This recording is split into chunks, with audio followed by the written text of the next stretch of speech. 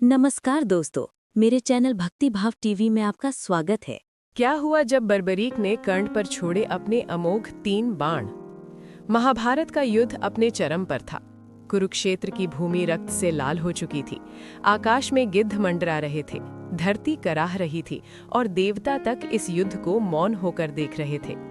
उसी समय एक ऐसा योद्धा युद्ध भूमि की ओर बढ़ रहा था जिसकी शक्ति से स्वयं देवता भी अनजान थे। उसका नाम था बर्बरीक, घटोत्कच का पुत्र, भीम का पौत्र और माता मौरवी का लाल।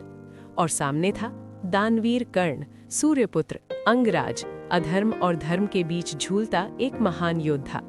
ये वो क्षण था जब यदि बर्बरीक अपने 3 अमोघ बाण कर्ण पर छूड़ देता तो महाभारत का इतिहास उसी क्षण बदल जाता। बर्बरीक का वरदान और 3 अमोघ बाण। बर्बरीक कोई साधारण योद्धा नहीं था। उसने माता के आदेश पर घोर तपस्या की थी। प्रसन्न होकर भगवान शिव ने उसे 3 ऐसे बाण दिए थे। पहला बाण, जिसे लक्ष्य बनाया जाए वो निश्चित हो जाए। दूसरा बाण, जो उन सभी लक्ष्यों को चिन्हित कर ले।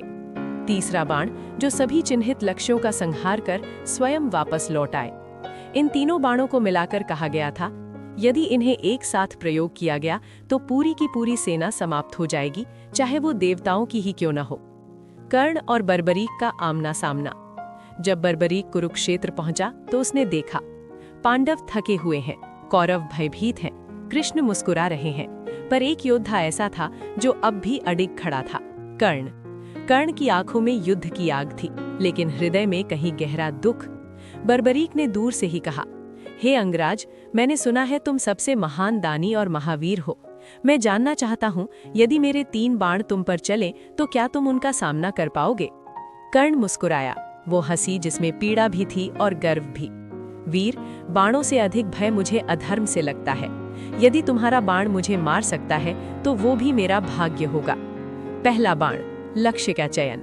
बर्बरीक ने पहला बाण उठाया। पूरा आकाश कांप उठा। देवताओं ने अपने नेत्र ढक लिए।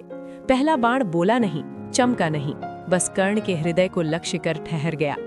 कर्ण ने उस क्षण सूर्य की ओर देखा और मन ही मन कहा, पिता, यदि आज मेरा अंत है तो इसे धर्ममय बनाना।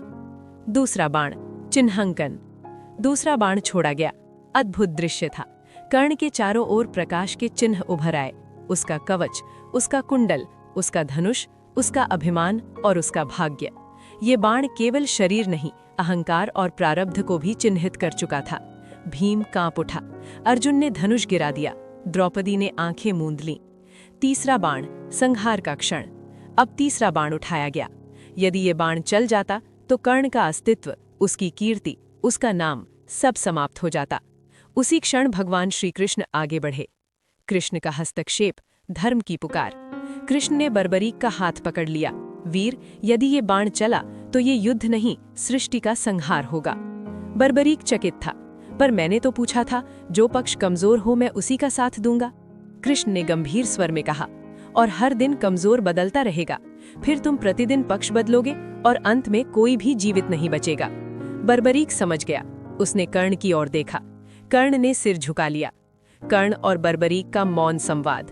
कर्ण ने कहा, वीर बर्बरीक, यदि तुम्हारे बाण से मेरी मृत्यु होती तो वो मेरी नहीं, धर्म की हार होती। बर्बरीक की आंखों से आंसू गिर पड़े। मैंने आज जाना, सच्चा योद्धा वही है जो मरने से पहले भी धर्म न छोड़े। 3 बाणों का रहस्य। कृष्ण ने कहा, हे बर्बरीक, तुम्हारे 3 बाण अस्त्र नहीं, प्रलय के द्वार हैं। इसलिए बर्बरीक ने पहला बाण पृथ्वी को समर्पित किया, दूसरा आकाश को, तीसरा स्वयं श्री कृष्ण के चरणों में, और स्वयं को युद्ध से अलग कर लिया। शीशदान और खाटू श्याम। बर्बरीक ने कहा, प्रभु, मैं युद्ध देखना चाहता हूँ। कृष्ण ने उसका शीश अलग कर अमर कर दिया। आज वही खाटू श्याम है जो महाभारत के साक्षी बने। उपसंहार। यदि बाण चल जाते, यदि बर्बरीक ने कर्ण पर 3 बाण छोड़ दिए होते तो महाभारत एक दिन में समाप्त हो जाता। पांडव कौरव दोनों नष्ट हो जाते। धर्म की विजय नहीं, केवल शून्य बचता। इसलिए कृष्ण ने समय रोक दिया। निष्कर्ष, ये कथा हमें सिखाती है, शक्ति यदि विवेक से रहित हो तो वो विनाश बन जाती है, और धर्म यदि करुणा से जुड़ा हो तो वो स्वयं भगवान बन जाता है। तो दोस्तों, वीडियो कैसी लगी कमेंट करके जरूर बताएं, और ऐसी ही बहुत सारी कहानियों, कथाओं और जानकारियों को सुनने के लिए मेरे चैनल को सब्सक्राइब करें। धन्यवाद।